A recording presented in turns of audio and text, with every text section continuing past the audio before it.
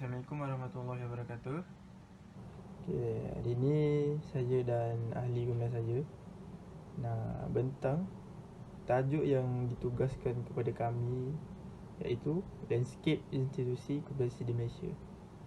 Suka ceritanya lah, saya nak perkenalkan ahli kumpulan saya. Okay, Yang pertama sekali, atas ni ni ketua kumpulan ni, nama dia Abdul Mahmin. belah kanan ni, okey, tu Anas. Belah kiri ni Irul. Belah bawah ni ada Azwan. Okey.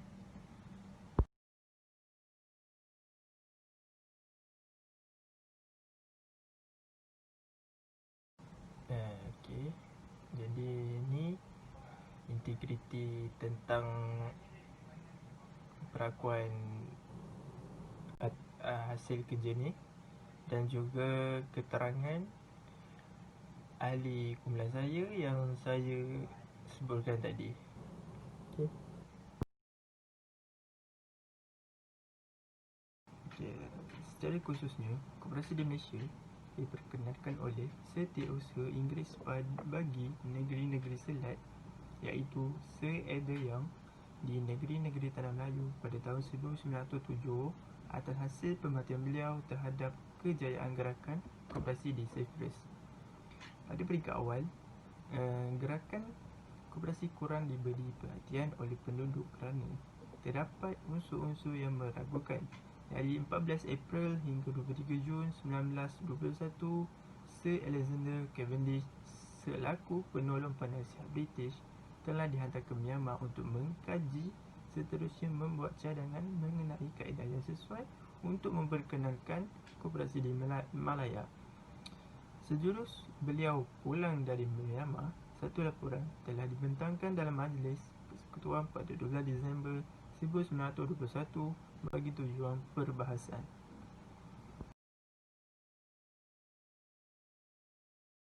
Okey, ini merupakan salah satu koperasi yang ada di Malaysia, iaitu Suruhanjaya Koperasi Malaysia. Ia diperbankan pada 1 Januari 2008 dan awal perubahannya pada Julai 1922. Jabatan ini dikenali sebagai The Office of the Director of Corporation yang berfungsi untuk menubuh, mendaftar dan membangunkan syarikat bekerjasama di bawah enactment syarikat bekerjasama, iaitu The Cooperative Societies Enactment 1922. Koperasi ini ditugaskan untuk memandu dan memajukan pergerakan koperasi yang ada di Malaysia. Pada asalnya, ia bertempat di Taipei, Perak. Kemudian pada 1924, ia bertapak di Kuala Lumpur. pelbagai fungsi dalam kewujudan koperasi ini di Malaysia, antaranya ialah perbankan, perumahan, pengguna, pengangkutan, perladangan, perindustrian, pembinaan dan juga perkhidmatan.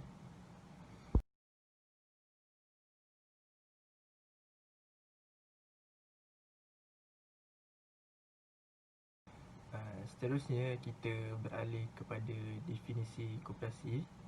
Koperasi dalam Kamus Dewan merupakan syarikat kerjasama atau perihal bantu-membantu dengan cara bekerjasama. Asalnya, perkataan koperasi merupakan terjemahan daripada perkataan Inggeris, iaitu cooperation yang bermaksud bekerja bersama-sama. Dalam bahasa Arab, perkataan koperasi diterjemahkan kepada tiga, iaitu Jam'iyah, Ta'awuniyah atau Syirkah Ta'awuniyah. Beberapa orang sarjana di Malaysia memberikan pendapat yang berbeza berkaitan koperasi. Antaranya ialah Zainal Abidin Hashim yang menerangkan tentang koperasi sebagai sesebuah organisasi perniagaan atau perusahaan yang ditumbuh, dimodali dan diuruskan oleh ahli-ahlinya untuk menyediakan perkhidmatan yang diperlukan ke arah meningkatkan dan memajukan taraf sosioekonomi mereka dan masyarakat. Ianya merupakan gabungan usaha dan tujuan sekumpulan individu secara bersama, sukarela, kawalan yang tidak berat sebelah dan menerima ganjaran berasaskan sejauh mana mereka melibatkan diri mereka dalam organisasi tersebut. Jadi kita tengok sedikit sambungan tentang tadi. Atau Koperasi 1948 mendefinisikan koperasi sebagai sebuah syarikat pertubuhan yang mempunyai tujuan untuk menggalakkan kepentingan ekonomi ahli-ahlinya mengikut prinsip bekerjasama. G. Melendez melihat memberikan cadangan yang lebih tersusun dan lengkap berkaitan koperasi, iaitu dengan menyatakan koperasi ialah sekumpulan orang yang terdiri daripada golongan kecil pengeluar dan pengguna yang bekerjasama dengan sukarela untuk mencapai matlamat yang biasanya dapat dicapai melalui perkhidmatan pertukaran timbal balik atau dikenali sebagai salingan secara perusahaan berkumpulan yang menguntungkan, di mana mereka bekerja dengan risiko yang sama dengan sumber yang disumbangkan. Okey, sedikit tambahan, walau diberi pendapat yang berbeza mengenai definisi koperasi, tetapi pada hakikatnya tersebut mempunyai maksud dan makna yang sama. Apa yang membezakan antara satu sama lain adalah bentuk pengungkapan bahasa. Justru itu, kita dapat membuat kesimpulan daripada definisi yang telah dikemukakan di atas bahawa setiap koperasi mesti mengandungi beberapa ciri yang telah disebut di atas, iaitu sebuah kumpulan yang membentuk persatuan koperasi dan sebagainya. Okey, itu saja bahagian saya dan saya serahkan kepada Anas untuk sambung topik yang seterusnya. Assalamualaikum warahmatullahi wabarakatuh. Nama saya Wan Muhammad Anas bin Wan Muhammad atau boleh panggil Anas. Saya dari kelas AC 110-3A. Hari ini saya akan menyampaikan tajuk tentang perkembangan koperasi Islam di Malaysia. Jadi, jom kita teruskan. Okey, mari kita mulakan dengan fasa-fasa perkembangan koperasi Islam di Malaysia. Perkembangan koperasi Islam di Malaysia jika dilihat dari sudut pandangan sejarah, peringkat awal fasa perkembangan bermula dari penubuhan koperasi di Tanah Melayu, Sabah dan juga Sarawak pada tahun 1922 sehingga tahun 1945. Fasa kedua, perkembangan koperasi bermula pada tahun 1945 hingga 1982 selepas tamatnya Perang Dunia Kedua, dan juga bermulalah penubuhan awal koperasi Islam di Malaysia. Fasa ketiga, era baru koperasi bermula pada tahun 1982 hingga tahun 2004. Fasa terakhir atau fasa keempat bermula pada tahun 2004 sehingga pada masa kini. Era koperasi akan dibangunkan sebagai alat kepada sistem kewangan Islam. Berikut merupakan ringkasan tahun-tahun bermulanya perkembangan koperasi Islam di Malaysia. Fasa pertama, selepas tamat Perang Dunia Pertama 1942 hingga 1945. Fasa 2, selepas tamatnya Perang Dunia Kedua, iaitu pada tahun 1945 hingga 1982. Fasa ketiga, bermula era baru koperasi dan juga koperasi Islam, iaitu pada tahun 1982 hingga 2004. Fasa keempat, perkembangan koperasi sehingga masa kini, iaitu pada tahun 2004 sehinggalah masa kini. Jom kita mulakan dengan fasa pertama. Perkembangan di Tanah Melayu telah dimulakan dengan penubuhan syarikat kerjasama Jimat Cermat dan juga pinjaman pekerja-pekerja Jabatan Telekom dan Pos pada 21 Julai 1932. Koperasi ini ditubuhkan di Perak dengan jumlah ahli seramai 547 orang dengan modal sebanyak RM14,239. Kebanyakan koperasi yang mula ditubuhkan ialah koperasi syarikat kerjasama kredit luar bandar. Dalam jangka masa 1974 sehingga tahun 1939, perkembangan syarikat kerjasama Tanah Melayu dianggap perlahan dan juga tidak menurun. Okey, seterusnya ialah fasa kedua. Perkembangan koperasi memasuki fasa kedua apabila British kembali memerintah Tanah Melayu. Pada tahun 1948, satu undang-undang syarikat kerjasama yang juga dikenali sebagai The Cooperative Societies Ordinance 1948 telah diluluskan. Penyusunan semula koperasi dapat mencapai hasil yang sangat memberangsangkan pada tahun 1950-an dan 1960-an dengan berkembangnya koperasi secara pesat. Koperasi Islam mula ditubuhkan di Malaysia iaitu Koperasi Belia Islam Berhad atau dikenali sebagai KBI yang ditubuhkan oleh Angkatan Belia Islam Malaysia pada 31 Mei 1977. Fasa ketiga, kerajaan isytiharkan era baru koperasi pada tahun 1982 yang merupakan fasa ketiga bagi perkembangan koperasi. Era baru koperasi wujud hasil daripada kesedaran kerajaan yang perlu mengalihkan fokus masyarakat terhadap peranan koperasi. Era baru koperasi 1982 adalah sebagai usaha yang berterusan kerajaan untuk memajukan perkembangan koperasi di Malaysia.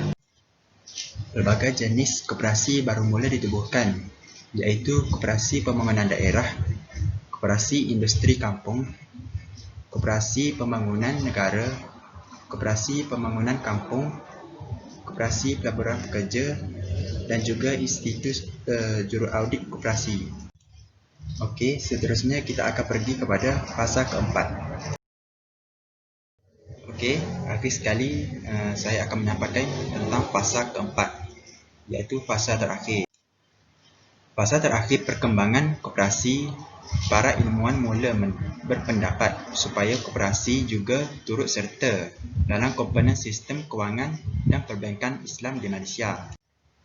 Pendapat ini disambut baik oleh Tan Sri Dr. Muhammad Yusof Noor dengan pernyataan beliau bahawa koperasi di Malaysia yang pada hakikatnya mempunyai nilai aset berjuta-juta ringgit perlu dibangunkan dengan sewajarnya bagi menjadi penyokong kepada sistem perbankan dan juga kewangan Islam di Malaysia. Perkembangan ini merupakan perkara yang menarik dan diharapkan usahanya berterusan bagi meningkatkan perkembangan koperasi bersama-sama juga dengan NBFI yang lain. Terima kasih daripada saya. Jika ada tersalah kata atau terkasar bahasa, tolong harap dimaafkan. Assalamualaikum warahmatullahi wabarakatuh. Saya Muhammad Arif Fazwan ingin membentangkan tentang jenis-jenis koperasi yang terdapat di Malaysia. Jadi, terdapat 5 jenis koperasi yang telah saya nyatakan di dalam penggunaan ini. Antaranya adalah koperasi pengguna. Koperasi ini berfungsi untuk membantu anggota-anggotanya mendapatkan barangan yang berkualiti pada harga yang berpatutan. Antara aktiviti yang dijalankan oleh koperasi ini adalah seperti pasar mini, pasar raya, kedai runcit, stesen minyak, kedai alatan rumah dan lain-lain. Koperasi pengguna ini turut diperkenalkan di peringkat sekolah dengan bertujuan menanam sifat berjimat-cermat dan memupuk asas keusahawanan di kalangan pelajar. Antara aktiviti utama yang dijalankan ialah mengusahakan kantin sekolah, kedai buku, kedai dobi dan kelas komputer.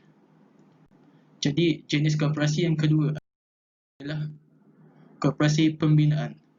Koperasi ini berfungsi menjalankan aktiviti-aktiviti berkaitan kerja pembinaan infrastruktur seperti pembinaan jabatan kecil, jalan-jalan dan kerja penyelenggaraan umum.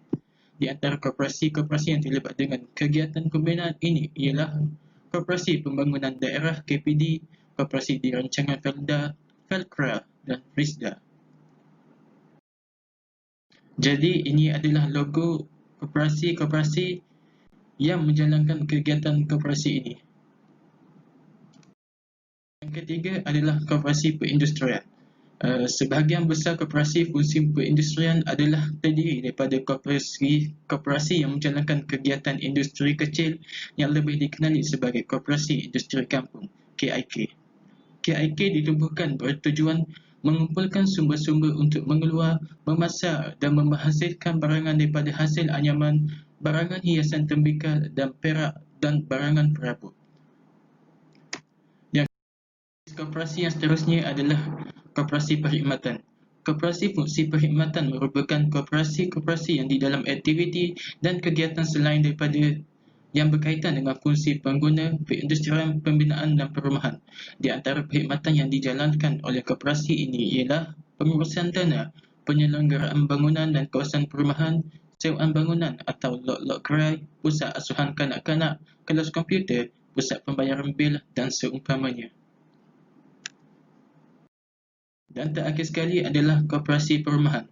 Tumpuan koperasi jenis ini ialah menjalankan projek-projek perumahan untuk anggota-anggotanya. Kebanyakan projek bertumpu kepada rumah berkos rendah dan sederhana. Harga jualan rumah-rumah ini adalah dalam kelingkungan keupayaan anggota dan pada umumnya sekitar 20% hingga 30% lebih rendah daripada harga yang lazimnya ditawarkan di pasaran. Jadi untuk tajuk yang seterusnya adalah pengurusan koperasi. Koperasi memberi manfaat kepada anggotanya melalui dividen, rebat atau potongan langganan dan saham bonus. Ia boleh ditingkatkan jika koperasi dapat diurus dengan cekap dan berkesan. Kajian berkaitan kecekapan banyak dilakukan di negara-negara maju dan sebilangan kecil sahaja di negara membangun seperti Malaysia. Objektif kajian ini ialah menyoroti kajian lepas berkaitan kecekapan pengurusan koperasi di Malaysia. Jadi hasil kajian ini menunjukkan bahawa koperasi banyak tertumpu kepada prestasi koperasi. Penilaian dan usaha meningkatkan kecekapan pengurusan koperasi sebahagian besar dilakukan oleh Suruhanjaya Koperasi Malaysia SKM dan beberapa pengkaji bertaraf akademik tertinggi. Jadi penilaian kecekapan pengurusan dilakukan adalah berdasarkan beberapa aspek seperti kewangan, ekonomi, sosial dan sosioekonomi. Dan sebagai sebuah organisasi perniagaan swasta, kecekapan pengurusan koperasi juga boleh dinilai berdasarkan aspek kewangan dan aspek bukan kewangan seperti nilai sosial, fungsi pengurusan dan hubungan antara anggota koperasi. Oleh itu, kajian ini menyimpulkan bahawa aspek nilai sosial dan ekonomi perlu diberi perhatian supaya penilaian yang dilakukan terhadap koperasi akan lebih menyeluruh. Okey, itu sahaja daripada saya bagi membentangkan tajuk jenis-jenis koperasi dan juga pengurusan koperasi. Bagi membentangkan tajuk yang seterusnya, saya serahkan kepada rakan saya, Amirul Hakim. Assalamualaikum warahmatullahi wabarakatuh. Hari ini saya Muhammad Amirul Hakim akan membentangkan tentang dua isi yang berada di bawah tajuk lanskap institusi koperasi yang berada di Malaysia. Yang pertama ialah aktiviti dan fungsi koperasi dan yang kedua ialah perbezaan antara koperasi dan juga bank konvensional. Baiklah, kita pergi kepada isi yang pertama iaitu fungsi dan aktiviti koperasi. Sebenarnya terdapat banyak lagi fungsi dan aktiviti koperasi ini sebenarnya. Namun pada kali ini saya hanya berkongsi 3 sahaja. Yang pertama iaitu kemudahan pinjaman, yang kedua koperasi sebagai pembekal dan yang ketiga ialah pajak gada Islam ataupun yang lebih dikenali sebagai Ar-Rahnu. Okey, kita pergi kepada yang pertama iaitu pinjaman. Jadi, siapa sebenarnya yang boleh meminjam duit dengan koperasi ini sebenarnya? Siapa? Okey, untuk pengetahuan anda semua, pinjaman koperasi boleh diambil oleh kaki tangan kerajaan persekutuan dan negeri. Yang kedua, pihak berkuasa tempatan ataupun lebih dikenali sebagai majlis. Yang ketiga, badan berkanun dan agensi kerajaan terpilih. Jadi kita tengok semuanya orang kerajaan. Jadi pekerja swasta tak boleh ke? Jawapannya ialah boleh. Namun hanya beberapa koperasi sahaja yang menawarkan pinjaman kepada pekerja swasta atas syarat-syarat yang tertentu. Okey, lepas kita pinjam, wajiblah kita bayar balik. Namanya hutang. Jadi apa cara untuk kita bayar balik tu? Ada 2 cara. Yang pertama ialah dengan potongan gaji. Yang kedua melalui Biro Angkatan Koperasi Kebangsaan Malaysia Berhad ataupun lebih dikenali sebagai Angkasa. Okey, kalau ikutkan terdapat banyak koperasi di luar sana yang menawarkan pinjaman. Namun saya ingin berkongsi tentang beberapa nama koperasi yang aktif dan juga terkenal dari segi pinjaman mereka. Yang pertama ialah Koperasi Puteri Terbilang Malaysia Berhad ataupun lebih dikenali sebagai Koputeri. Yang kedua, Koperasi Wawasan Malaysia Berhad ataupun lebih dikenali sebagai KOWAMAS. Yang ketiga, Koperasi Bersatu Tenaga Malaysia Berhad Kobeta, dan yang terakhir Koperasi Ukhuwah Malaysia Berhad. Okey, fungsi dan aktiviti koperasi yang seterusnya ialah koperasi sebagai pembekal. Jadi, apa tujuan utama sebenarnya koperasi ini dijadikan sebagai pembekal? Tujuan utamanya adalah untuk membantu masyarakat yang berpendapatan rendah yang ingin membeli barangan, terutamanya barangan runcit, membeli barangan tersebut dengan harga yang lebih rendah. Okey, apa contoh barang yang dibekalkan oleh koperasi? Okey, antara contohnya ialah barangan asas seperti barangan basah dan juga susu. Ada juga koperasi yang membekalkan perabot. Perabot tersebut digunakan untuk asrama dan ada juga perabot tersebut digunakan untuk pejabat. Okey, antara contoh koperasi yang menyediakan perkhidmatan pembekal adalah Koperasi Ibadah Korban Yapim Berhad yang membekalkan daging segar dan juga Koperasi Angkasa yang membekalkan barangan keperluan seharian seperti ikan, susu dan juga buah-buahan. Okey, kita pergi kepada fungsi dan aktiviti koperasinya seterusnya iaitu Pajak Kredit Islam ataupun lebih dikenali sebagai Arahnu. Jadi, sebelum kita pergi dengan lebih mendalam, perlulah kita tahu apakah itu Arahnu terlebih dahulu. Jadi, Arahnu ataupun Arah merupakan kata terbitan yang berasal dari perbuatan dalam bahasa Arab iaitu rohana. Okey, rohana yang bermaksud menggadaikan atau digadaikan. Itu daripada segi bahasa. Dari segi istilah pula bermakna pemberian seseorang yang diizinkan secara berkontrak ataupun sesuatu yang boleh dijual serta dijadikan sebagai sandaran ataupun penjamin ke atas sesuatu hak. Okey. Daripada apa yang saya katakan tadi, kita boleh membuat konklusi bahawa semua skim yang menggunakan konsep Arahnu adalah selamat, alternatif kepada penjamin sedia ada serta merupakan sebaik-baik pinjaman. Okey?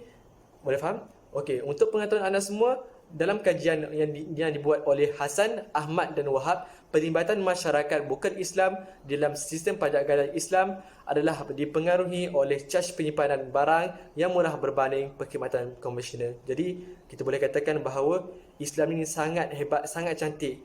Ia memberi perkhidmatan yang terbaik kepada semua orang, malah lebih baik daripada sistem yang sedia ada. Baiklah, dalam jadual ini kita boleh tengok nilai marhum, margin pembiayaan dan kadar upah simpanan bagi setiap RM100 bagi Bank Rakyat, Bank Islam dan Agrobank. Okey, tiga bank ini adalah antara bank yang menawarkan perkhidmatan Arahnu. Okey, kalau kita tengok jadual ini, berdasarkan jadual ini kita boleh tahu bahawa Islam itu sangat-sangat cantik kerana sistem Arahnu sangat mementingkan untuk membantu masyarakat yang dalam kesusahan daripada segi kewangan. Sebab kalau kita tengok margin pembiayaan bagi setiap bank adalah sangat tinggi, iaitu contohnya Bank Rakyat 80% ke bawah, Bank Islam 70% ke bawah dan Agrobank 75% ke bawah. Dan kita tengok juga kepada kadar upah simpanan setiap RM100 sebulan. Dan kalau kita tengok setiap bank dan setiap kategori nilai marhum tersebut ada semua nilai kadar upah simpanan bagi setiap RM100 adalah di bawah RM1. Jadi, ia menunjukkan bahawa kadar upah simpanan yang sangat-sangat rendah. Dan saya ingin mengatakan sekali lagi, Arahnu dan Islam ini sangat cantik kerana ingin membantu masyarakat yang dalam kesusahan, terutamanya dari segi kewangan. Baiklah, kita pergi kepada isi yang seterusnya bagi tajuk Landscape Institusi Koperasi yang berada di Malaysia, iaitu perbezaan antara koperasi dan bank konvensional. Okey.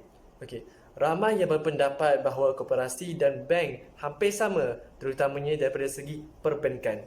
Okey. Namun pada realitinya, koperasi dan bank adalah berbeza dan masyarakat perlu tahu agar dapat membuat suatu keputusan terutamanya dalam perbankan dengan lebih tepat. Baiklah, dalam jadual ini kita boleh tengok perbezaan antara bank konvensional dan juga koperasi. Okey. Kita tengok kepada asas yang pertama iaitu Akta Pentadbiran. Akta Pentadbiran bagi bank ialah Akta Kawalan Perbankan 1949, manakala untuk koperasi ialah Akta Koperasi 1995. Okey, kita teruskan kepada asas yang seterusnya iaitu kawasan operasi. Kawasan operasi bagi bank adalah besar, manakala kawasan operasi bagi koperasi adalah kecil. Okey, asas yang seterusnya iaitu motif operasi. Motif operasi bagi bank adalah untuk mengawal keuntungan, manakala motif operasi bagi koperasi adalah perkhidmatan. Sebab tu kita boleh tengok tadi bahawa koperasi menyediakan perkhidmatan perbankan, perkhidmatan sebagai pembekal, perkhidmatan sebagai pajak garis Islami ataupun Ar-Rahnu. Okey. Yang seterusnya, asas peminjam. Peminjam untuk bank adalah pemegang akaun, manakala peminjam duit untuk koperasi ialah pemegang saham ahli. Okey. Yang seterusnya, asas yang seterusnya iaitu fungsi utama penubuhan. Fungsi utama penubuhan bagi bank adalah untuk menerima deposit daripada orang awam dan memberi pinjaman kepada individu dan perniagaan. Manakala fungsi utama penubuhan bagi koperasi ialah menerima deposit daripada ahli dan juga orang awam dan memberi pinjaman kepada petani dan ahli perniagaan yang kecil. Yang terakhir iaitu perkhidmatan perbankan yang disediakan. Okey, untuk bank mereka menawarkan pelbagai perkhidmatan. Contohnya pinjaman bank adalah agak besar. Contohnya pinjaman untuk membeli rumah, pinjaman untuk membeli kereta. Okey, manakala perkhidmatan perbankan yang disediakan oleh koperasi agak kurang kerana mereka organisasi atau institusi yang kecil, jadi mereka tidak mampu menampung jumlah kewangan yang agak besar. Baiklah, itu sahaja daripada saya. InsyaAllah pembincangan ini akan diteruskan oleh rakan saya iaitu Abdul Muhaimin bin Muhammad Zabri. Okey, silakan Muhaimin.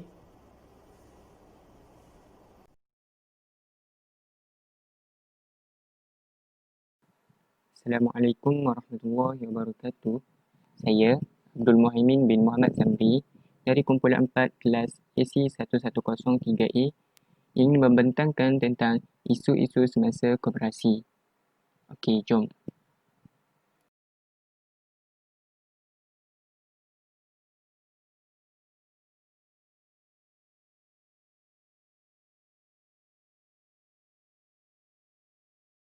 Pada kali ini, saya hanya ingin mengongsikan 3 isu semasa yang berlaku di negara kita yang berkaitan dengan koperasi. Yang pertama, gerakan koperasi kurang berdaya saing. Yang kedua, bantu usahawan yang terjejas akibat COVID-19. Yang ketiga, masih relevankah koperasi? Isu pertama iaitu isu gerakan koperasi kurang berdaya saing. Ini timbul apabila Menteri Pembangunan Usahawan Datuk Seri Muhammad Razia Yusof mengatakan bahawa Angkatan Koperasi Kebangsaan Malaysia Berhad angkasa tidur. Beliau berkata sedemikian kerana beliau tidak nampak akan kesungguhan angkasa untuk merealisasikan sasaran kerajaan untuk menjana pendapatan gerakan koperasi sehingga mencecah RM50 bilion menjelang Disember 2020. Berikutan rekod terkini hanyalah RM40.31 bilion. Berikutan dengan itu, Presiden Angkasa Datuk Abdul Fattah Abdullah pula membantah kenyataan tersebut kerana menteri hanya menyalahkan angkasa sahaja. Sedangkan tanggungjawab untuk membangunkan koperasi bukan hanya terletak pada angkasa sahaja. Malah ia adalah tanggungjawab bersama pelbagai pihak seperti Kementerian Pembangunan Usahawan, Suruhanjaya Koperasi Malaysia SKM, jabatan dan agensi-agensi yang berkaitan. Datuk Fattah juga mengakui bahawa gerakan koperasi di Malaysia memang kurang berdaya saing oleh sebab pelbagai faktor termasuk ekosistem perniagaan dan kekangan undang-undang. Buktinya adalah semasa fasa pertama penubuhan angkasa, ia hanya menumpukan kepada soal pembangunan dan hanya mengadakan kursus kepada ahli sahaja. Angkasa hanya dibenarkan untuk menceburi dalam bidang perniagaan selepas tahun 2017. Faktor lain yang menyebabkan koperasi di negara kita ini tidak berdaya saing adalah kerana ekosistem perniagaan dan undang-undang atau peraturan yang tidak bersifat mesra koperasi. Contohnya, terdapat peraturan yang menghalang koperasi untuk terlibat dalam perniagaan tertentu secara terus. Jika koperasi ingin berbuat sedemikian, ia haruslah menubuhkan anak syarikat dan berdaftar dengan Suruhanjaya Syarikat Malaysia SSM terlebih dahulu. Isu seterusnya iaitu isu bantu usahawan yang terjejas akibat COVID-19. Kementerian Pembangunan Usahawan dan Koperasi (MEDAK) komited membantu usahawan termasuk perusahaan kecil dan sederhana PKS yang terjejas akibat penularan COVID-19.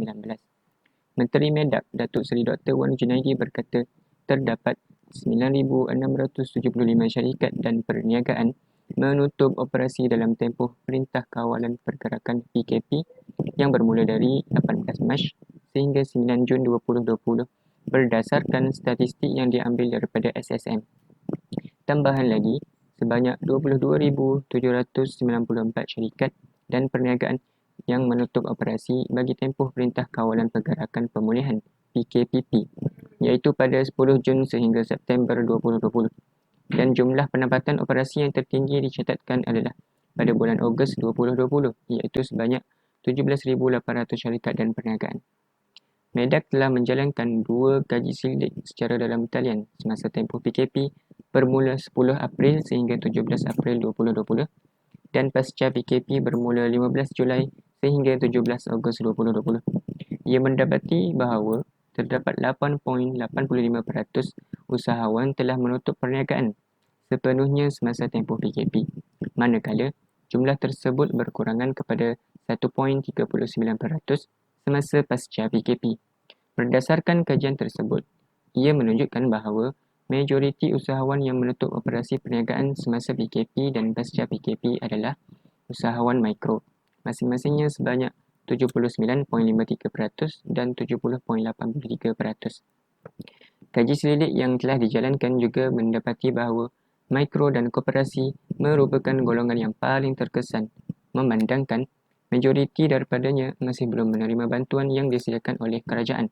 Oleh itu, Menteri Medak berkata, mereka telah mengenal pasti tindakan intervensi berdasarkan 3 isu utama, iaitu meningkatkan pembiayaan khas COVID-19 bagi menangani isu aliran tunai usahawan, meluaskan program latihan pembangunan produk dan mempelbagaikan program promosi serta hub pemasaran bagi meningkatkan permintaan produk serta akses pasaran. Isu terakhir iaitu isu masih relevankah koperasi. Ramai antara masyarakat Malaysia yang tersalah anggap terhadap koperasi yang dikatakan sebagai ketinggalan zaman. Memang koperasi ini sudah lama ditubuhkan, iaitu pada tahun 1922 lagi.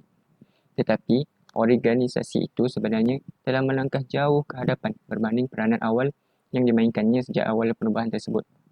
Pengerusi Eksekutif SKM, Datuk Nordin Saleh berkata, bagi memastikan koperasi ini terus relevan seiring dengan situasi semasa, pelbagai transformasi sedang diaturkan oleh beliau. Pada awal penubuhan koperasi, pihak koperasi hanya mempunyai 11 buah dengan jumlah ahli seramai 825 orang. Pada masa itu, fungsi koperasi hanya difokuskan untuk menyelesaikan masalah petani serta isu keberhutangan dalam kalangan kaki tangan kerajaan. Perkara tersebut telah pun ditangani dan kini selepas 98 tahun, koperasi terus hidup dan bergerak ke hadapan. Jumlah koperasi pada masa ini telah mencecah 6.5 juta orang dengan lebih 14,000 buah koperasi di seluruh Malaysia. Bukan itu sahaja, jumlah perolehan yang dikumpul oleh koperasi telah mencatat sebanyak RM42 bilion dan aset yang mereka miliki pula mencecah RM142 bilion. Berdasarkan fakta-fakta itu, jelas terbukti bahawa koperasi masih kekal relevan, maju dan mampu menjadi sebuah organisasi yang berperanan besar. Datuk Nordin juga mahu mengubah konsep koperasi itu sendiri daripada konsep tradisional kepada konsep moden. Beliau juga ingin mengembangkan koperasi ini kepada skala yang lebih besar seperti penglibatan dalam sektor pembuatan, pertanian, kesihatan, perumahan, hartanah dan sebagainya. Dengan itu, kapasiti koperasi di negara kita dapat bertambah dan seterusnya semakin maju dan berjaya.